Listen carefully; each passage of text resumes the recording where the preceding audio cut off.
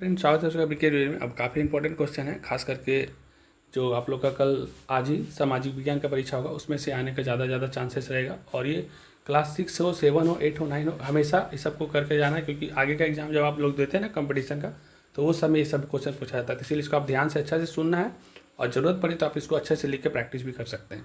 तो ठीक है, शुरू करते हैं। आपसे पूछा जा सकता है कि पृथ्वी को नीला ग्रह क्यों कहा जाता है, तो आप लोग लिखिएगा। पृथ्वी को नीला ग्रह इसलिए कहा जाता है क्योंकि इसका लगभग 2/3 हिस्सा पानी से ढका हुआ है और अंतरिक्ष से देखने पर यह नीला दिखाई देता है। देखिए, पृथ्वी पर क्या है कि ज़्यादा हिस्सा में पानी है, 2 हिस्सा में पानी है, 2 हिस्सा से ज़्यादा, जबकि कह सकते हैं कि बहुत ज़्यादा पानी है। और ऊपर से जब देखते हैं ना तो पूरा पृथ्वी पीला नीला नीला दिखता है, इसलिए पृथ्वी को नीला ग्रह कहा जाता है। नेक्स्ट क्वेश्चन ऐसा बन सकता है कि हड़प्पावासी क्या खाते थे, तो आप लोग लिखिएगा कि हड़प्पावासी गेहूँ, जौ, दालें, मटर, तिल, चावल जैसे अनाज खाते थे। वे पशुपालन भी करते थे, इसलिए दूध और मांस भी उनके आहार का हिस्सा रहा होगा। वे फलों का भी सेवन करते थे। एक तरह से देखिए, सारा कुछ खा रहे हैं हड़प्पावासी, गेहूँ, जौ, दाल, मटर, तिल, चावल, दूध, मांस, ये सारा कुछ खा रहे हैं। तो आप इसके बारे में आराम से अच्छा से लिख दीजिएगा, इसको याद नहीं करना पड़ेगा। नेक्स्ट क्वेश्चन ऐसा बन सकता है, हम आपको लोग क्लास में पढ़ाए भी थे, आप जो अगर क्लास 6 में हैं आप लोग को याद आ रहा होगा मेरा वीडियो देख करके कि बोलिए अभी सब क्वेश्चन आपको पढ़ाएं कि नहीं पढ़ाएं, कि जो जीवाश्म का अध्ययन करता है उसे क्या कहते हैं। आप लोग को पता होगा जो क्लास आते हैं, तो फिर भी एक बार हम अच्छा से आपको रिवाइज कर दे रहे हैं ताकि आपको याद हो जाए। आपसे क्वेश्चन पूछा जाएगा कि जीवाश्म विज्ञानी किसका अध्ययन करते हैं, तो लिखिएगा आंसर में जीवाश्म विज्ञानी जीवाश्मों यानी अंग्रेजी उसको बोलते हैं फॉसिल का अध्ययन करते हैं। तो आप डायरेक्ट लिखिएगा जीवाश्म विज्ञानी जो होते हैं जीवाश्मों का अध्ययन करते हैं, जो प्राचीन जीवों यानी पुराने जीवों और पौधों के अवशेष या उसके द्वारा छोड़े गए निशान होते हैं। हो गया। फिर आपको ये भी पूछे बताए थे क्लास में कि इतिहास जानने के 3 स्रोत का नाम लिखे। तो इतिहास जानने का 3 प्रमुख स्रोत क्या है, तो पहला है पुरातात्विक स्रोत, जैसे सिक्का पुराना वाला, स्मारक पुराना मूर्ति, पुराना अभिलेख, जो पुराना औजार है, तलवार हो गया, पुराना जो भी चीज़ बताए थे। और दूसरा था साहित्यिक स्रोत जैसे धार्मिक ग्रंथ, ऐतिहासिक पुस्तकें, विदेशी यात्रियों का वृत्तांत। और तीसरा है मौखिक परंपराएं, जैसे लोक कथाएं, गीत, कहानियाँ आदि, जो पीढ़ी दर पीढ़ी हस्तांतरित हो रही है। मतलब इतिहास को जानने का 3 स्रोत है, पुरातात्विक जो पहले का है, एक साहित्य जो पुस्तक लेख है, और एक है मौखिक परंपरा जो पहले के गाना वाना सब गाते थे। ये 3 तरह से हम लोग इतिहास को जानते हैं।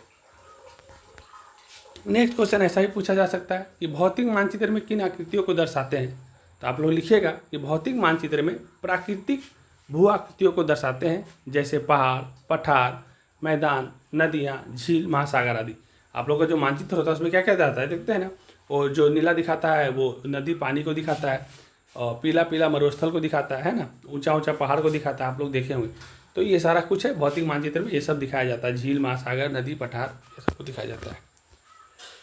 नेक्स्ट आप लोग से अगर ऐसा पूछ सकता है मिलान करने के लिए, या वन शॉट में पूछ सकता है। तो देखिए, आपको पूछेगा कि मानचित्रों की पुस्तक या संग्रह, तो जो हम लोग मानचित्र को एक जगह पुस्तक में देखें, चाहे कहीं एक जगह पर ग्राफ में देखें, तो मानचित्र को जो संग्रह करते हैं उसको एटलस कहते हैं। उसको क्या कहते हैं, एटलस कहते हैं। सबसे छोटा महासागर पूछेगा तो आर्कटिक। सबसे बड़ा भी पूछा जा सकता है, तो हो सकता है सबसे बड़ा भी पूछा जाए तो प्रशांत महासागर। और 8 जून को क्या मनाते हैं, तो 8 जून को विश्व महासागर दिवस मनाते हैं। पूरा महासागर से भरा हुआ है क्वेश्चन। और ऊँट जो होता है, तो ऊँट को हम लोग जानते हैं मरुस्थल का जहाज कहते हैं। तो इसमें से भी क्वेश्चन आने का चांसेस रहेगा, आप इसको अच्छा से समझ लीजिए कि मानचित्रों का जो संग्रह कहते हैं उसे एटलस, सबसे छोटा महासागर आर्कटिक, सबसे बड़ा महासागर प्रशांत। और 8 जून को हम लोग विश्व महासागर दिवस मनाते हैं। और ऊँट जो होता है वो मरुस्थल का जहाज होता है। उसके बाद जैन धर्म के मुख्य विचार को लिखने के लिए बोला जा सकता है। तो हम लोग समझेंगे इसको अच्छा से कि जैन धर्म के मुख्य विचार क्या क्या है। तो जैन धर्म का जो मुख्य विचार है वो अहिंसा। अहिंसा मतलब झगड़ा नहीं करना, हिंसा नहीं करना, सत्य, अस्तेय, चोरी ना करना, है ना। ये जो जैन धर्म वाले हैं सब अच्छा विचार रखते हैं। अहिंसा, सत्य और चोरी ना करना, ब्रह्मचर्य और अपरिग्रह मतलब अनावश्यक संग्रह ना करना, मतलब बहुत ज़्यादा जमा करने का जरूरत नहीं, जितना जरूरत है उतना ही रखते हैं। अहिंसा यानी किसी भी जीव का कष्ट ना पहुंचाना। अहिंसा का मतलब होता है कोई भी जीव को कष्ट ना पहुंचाना, उसका हत्या ना करना। जैन धर्म का मूलभूत सिद्धांत है सभी जीव जीना चाहते हैं, इसलिए अहिंसा का पालन करना चाहिए। जैन मुनियों और श्रावकों का परम धर्म है कि इसके अतिरिक्त जैन धर्म सम्यक दर्शन, सम्यक ज्ञान और सम्यक आचरण यानी त्रिरत्न। जैन धर्म का 3 रत्न है, सम्यक दर्शन, सम्यक ज्ञान और सम्यक आचरण, है ना। और ये 3 रत्न को मोक्ष प्राप्ति का मार्ग माना गया। जैन धर्म वाले बोलते हैं कि जो ये 3 रत्न अपनाएगा, सम्यक दर्शन, सम्यक ज्ञान और सम्यक आचरण, वो मोक्ष प्राप्त करेगा। मतलब सबके साथ अच्छा व्यवहार करिए और अपना नॉलेज को हमेशा अच्छा रखिए और अपना आचरण को हमेशा शुद्ध बना करके रखिए, तो आप मोक्ष को प्राप्त कर सकते हैं। मतलब आप जीवन आपका सफल हो सकता है। और कभी भी किसी का तकलीफ नहीं पहुंचाना, कभी किसी को कोई दुख ना देना, है ना, चोरी नहीं करना, अहिंसा नहीं करना, ये सब जैन धर्म का मुख्य विचार है। नेक्स्ट आगे बढ़ते हैं कि या ऐसा पूछा जा सकता है कि हम अतीत का अध्ययन किस प्रकार करते हैं। हम क्लास में आप लोगों को बताए थे, शायद आपको याद होगा। तो हम अतीत का अध्ययन विभिन्न स्रोतों के माध्यम से करते हैं, जिनमें से पुरातात्विक साक्ष्य जैसे खुदाई करके प्राप्त करते हैं, जो वस्तु उससे पता करते हैं। साहित्य स्रोत जैसे कोई धार्मिक ग्रंथ, कविता, नाटक, ये सब से देख के। और तीसरा बताए थे अभिलेख, यानी जो शिलालेख पत्थर पे लिखा रहता था या पहले के समय में ताम्रपत्र पे लिखा रहता था, पहले के मुद्राएं के देख करके, पुराना सिक्का को देख करके। यात्रियों का विवरण शामिल है, जो एक जगह से दूसरे जगह घूमने जाते थे तो अपने बारे में बताते थे। इन स्रोतों का विश्लेषण करके इतिहासकार और पुरातात्विक उस समय के समाज, सांस्कृतिक अर्थव्यवस्था और राजनीतिक व्यवस्था के बारे में जानकारी प्राप्त करते हैं। इसके अलावा मौखिक परंपराएं, लोक कथाएं भी अतीत को समझाने में सहायक होती थी। पहले के लोग जो बताते थे, बोल करके समझाते थे, उससे भी उस पुरातात्विक अतीत का अध्ययन हम लोग कर सकते हैं। आगे बढ़ते हैं। गौतम बुद्ध के बारे में अगर आ जाए, ये तो निश्चित रूप से है कि जैन धर्म से तो बौद्ध धर्म से एक आता ही है। तो अगर गौतम बुद्ध के बारे में अगर आ जाएगा तो आप लोग इसमें लिख सकते हैं कि गौतम बुद्ध के बारे में लिखिए। अगर बोला जाएगा तो गौतम बुद्ध, जिनका आप लोग मॉर्निंग असेंबली एक दिन सुने होंगे, जिनका बचपन का नाम सिद्धार्थ था, है ना। तो गौतम बुद्ध, जिनका मूल नाम सिद्धार्थ था, बौद्ध धर्म के संस्थापक थे। और ये जो गौतम बुद्ध है वो बौद्ध धर्म के संस्थापक हैं। ये इन्होंने बौद्ध धर्म को बनाया, मतलब कि स्टार्ट किया है। उनका जन्म लुम्बिनी हुआ था। लुम्बिनी जो वर्तमान नेपाल में पड़ता है। तो पूछा जा सकता है कि बौद्ध धर्म के जो संस्थापक है गौतम बुद्ध, उनका जन्म कहाँ हुआ था। तो गौतम बुद्ध का जन्म हुआ था लुम्बिनी, जो अभी नेपाल में पड़ता है। और उन्होंने ज्ञान प्राप्त करने के बाद बुद्ध कहलाए। और पहले वो सिद्धार्थ थे, आम इंसान थे, लेकिन बाद में वो बोध गया में जाकर के बोधि वृक्ष के नीचे ज्ञान प्राप्त करते हैं और बाद में वो बुद्ध कहलाए। उन्होंने 4 आर्य सत्य और अष्टांग मार्ग का उपदेश दिया। उन्होंने 4 सत्य और अष्टांग मार्ग का उपदेश दिया, जो दुखों से मुक्ति और निर्वाण प्राप्त करने का मार्ग दिखाते हैं। उनके उपदेशों ने दुनिया भर में लाखों लोगों को प्रभावित किया। और आज गौतम बुद्ध को मानने वाले पूरा दुनिया में लाखों लोग हैं। तो इसको अच्छा से आप लिख लीजिएगा। फिर आपसे पूछा जा सकता है 3 जनजातीय समूह की सूची बनाकर उसके बारे में लिखिए। तो देखिए, भारत में कई जनजातीय समूह निवास करते हैं, जिसमें से हमको कुछ इस प्रकार है। 3 बोला, तो एक लिख दीजिएगा गोंड, एक लिख दीजिएगा भील और एक लिख दीजिएगा संथाल। हो गया 3। लेकिन थोड़ा सा जान लीजिए कि गोंड जनजाति कहाँ रहते हैं, क्या है। तो गोंड जनजाति यह भारत के सबसे बड़े जनजातीय समूह में से एक है, जो मुख्य रूप से मध्य प्रदेश, छत्तीसगढ़, महाराष्ट्र और आंध्र प्रदेश में पाए जाते हैं, है ना। तो गोंड जनजाति जो है ये मुख्य रूप से कहाँ पाए जाते हैं, मध्य प्रदेश, छत्तीसगढ़ और महाराष्ट्र में। और भारत की सबसे बड़ी जनजाति है गोंड जनजाति। एक है भील जनजाति। भील जनजाति यह भी भारत के एक बड़े जनजाति समूह है, जो राजस्थान, गुजरात, मध्य प्रदेश और महाराष्ट्र में केंद्रित है। और ये अपनी कला, विशेषकर चित्रकला और लोक नृत्य के लिए जाने जाते हैं। और एक है संथाल जनजाति, या मुख्य रूप से झारखंड, पश्चिम बंगाल, उड़ीसा और बिहार में निवास करते हैं। तो ये 3 जनजाति के बारे में पूछेगा तो आप 3 जनजाति आराम से लिख दीजिएगा। उसके बाद नेक्स्ट आगे बढ़ते थोड़ा सा। ये पूछ सकता है कि भारत देश का नाम भारत क्यों पड़ा। तो आप इसको अच्छा से समझ लीजिए कि भारत देश का नाम भारत पौराणिक राजा भारत के नाम पे पड़ा था। मतलब हम लोग का देश भारत का नाम भारत इसलिए पड़ा क्योंकि हम लोग का बहुत पुराना एक जो राजा हुए थे, जो जहाँ से महाभारत शुरू नहीं हुआ था उससे पहले की बात है, तो उनका नाम था राजा भरत। तो राजा भरत के नाम से ही हमारा देश का नाम भारत पड़ा।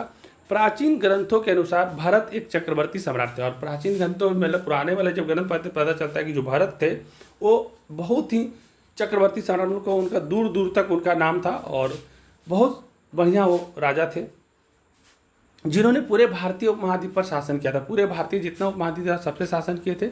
और अश्वमेध यज्ञ भी किया था। और अश्वमेध बहुत बड़ा यज्ञ होता है, तो वो करवाए थे, जिसके कारण उनके सम्राट को भारतवर्ष कहने लगा। इसीलिए उनका जितना भी सब एरिया, जितना जगह पर उनका कब्जा था, सबको भारतवर्ष कहने लगा, क्योंकि भारत के नाम से ही भारत पड़ा और पूरा सब जगह को भारतवर्ष कहा जाने लगा। इसके अतिरिक्त मत्स्य पुराण में यह भी उल्लेख है कि मनुष्य को प्रजा का भरण पोषण करने के कारण भरत कहा गया है, और ये भी बोला गया है पुराण में कि मनुष्य को भरण पोषण करने के कारण भरत कहा गया है, जिसके इस नाम की उत्पत्ति हुई है, जिससे इस नाम से उत्पत्ति जुड़ी हुई है। तो भारत का नाम भारत क्यों पड़ा, इसके बारे में हो सकता है। या फिर आप लोग को ये क्वेश्चन पूछा जा सकता है कि व्यापार से आप क्या समझते हैं। कभी भी अगर अथवा में क्वेश्चन आया जाएगा तो आप ध्यान रखिएगा कि इन्हें बीच बीच में हम कहीं अथवा लिख दिए हैं, तो आपको दो में से एक ही करना होता है। अथवा मतलब दो रहे तो एक ही करना पड़ेगा। जो आपको आसानी से याद हो जाए, जो आसानी से समझ पाए, उसी को लिखिएगा। आपसे पूछा जा सकता है कि व्यापार से आप क्या समझते हैं, तो आप लोग लिखिएगा कि व्यापार से तात्पर्य वस्तुओं और सेवाओं के आदान प्रदान से है, जिसमें लाभ कमाने के उद्देश्य से खरीद और बिक्री शामिल होती है। यह आर्थिक गतिविधि का एक महत्वपूर्ण हिस्सा है जो उत्पादन, वितरण और उपभोग को जोड़ता है। इसमें घरेलू व्यापार, देश के भीतर और अंतर्राष्ट्रीय व्यापार, विभिन्न देशों के बीच दोनों शामिल हो सकते हैं। नेक्स्ट कुछ आ सकता है फिल इन द ब्लैंक में। तो फिल इन द ब्लैंक में अगर जब आ जाए तो आपसे पूछा जा सकता है कि दक्षिणी गोलार्ध की तुलना में उत्तरी गोलार्ध में क्या है। तो देखिए, दक्षिण गोलार्ध जो है ना उधर सुखाड़ है, और दक्षिणी गोलार्ध जो है ना उधर में एकदम पूरा पानी ही पानी है। आप लोग पूरा पृथ्वी का बात हो रहा है। ऊपर में आएंगे तो ज़्यादा में स्थल है। तो दक्षिणी गोलार्ध की तुलना में उत्तरी गोलार्ध में क्या है, स्थल है। भारत का सबसे प्राचीन ग्रंथ तो पूछा जा सकता है, तो आप लोग लगा दीजिएगा कि भारत का सबसे प्राचीन ग्रंथ है जो ऋग्वेद है। और मानचित्र पर नीले रंग जल को दर्शाता है। मानचित्र पर नीले रंग किसको दर्शाता है, तो मानचित्र पर नीले रंग जल को दर्शाता है। हड़प्पावासी मुलायम धातु तांबा की कलाकारी में कुशल थे। तो हड़प्पावासी जो था ना, वो एक मुलायम धातु होता है तांबा, आप लोग देखे होंगे, उसके कलाकारी में कुशल थे। और वेद शब्द का अर्थ क्या होता है, तो वेद शब्द का अर्थ होता है ज्ञान। ठीक है, कुछ ट्रू और फॉल्स आ सकता है सत्य असत्य के लिए, इसको भी हम आपको समझा देते हैं बोल करके। आप अच्छा से इसको सुन लीजिए और जो दिक्कत लगे तो आप उसको लिख सकते हैं। देखिए, प्रशांत महासागर भारत का सबसे बड़ा महासागर है। अगर सही पूछने के लिए आएगा तो आप एकदम सही कर सकते हैं, क्योंकि प्रशांत महासागर जो है ये पूरा दुनिया का सबसे बड़ा महासागर है। विश्व का सबसे बड़ा द्वीप ग्रीनलैंड द्वीप है। तो हाँ, सही बात है, विश्व का सबसे बड़ा द्वीप जो ग्रीनलैंड द्वीप है। और